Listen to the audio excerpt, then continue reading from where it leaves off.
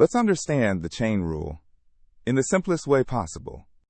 Imagine functions as connected circles, where the output of one becomes the input of another. The chain rule helps us find derivatives of composite functions.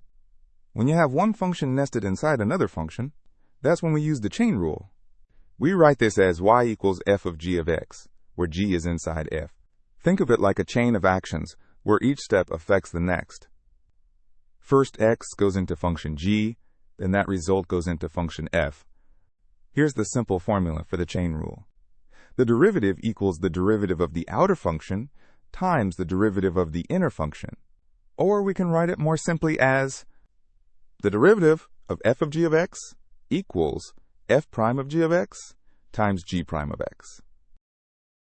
Let's work through a simple example step by step. Find the derivative of y equals 3x plus 2, all raised to the fifth power. First, identify the outer and inner functions. The outer function is f of u equals u to the fifth. The inner function is g of x equals 3x plus 2. Now find the derivative of each function. The derivative of the outer function is 5u to the fourth. The derivative of the inner function is simply 3. Now we apply the chain rule by multiplying these derivatives. Using the chain rule formula, we get 5 times 3x plus 2 to the fourth times 3. Simplifying gives us 15 times 3x plus 2 to the fourth. Let's try another example to solidify the concept. Find the derivative of y equals sine of x squared. The outer function is sine of u. The inner function is x squared. The derivative of sine is cosine. The derivative of x squared is 2x. Applying the chain rule gives us cosine of x squared times 2x.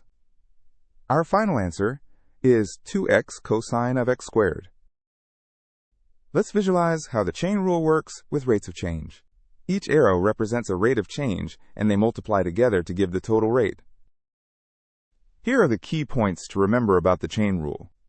Always start by identifying which function is on the outside and which is nested inside. Take the derivative of the outer function, leaving the inner function unchanged. Then multiply by the derivative of the inner function.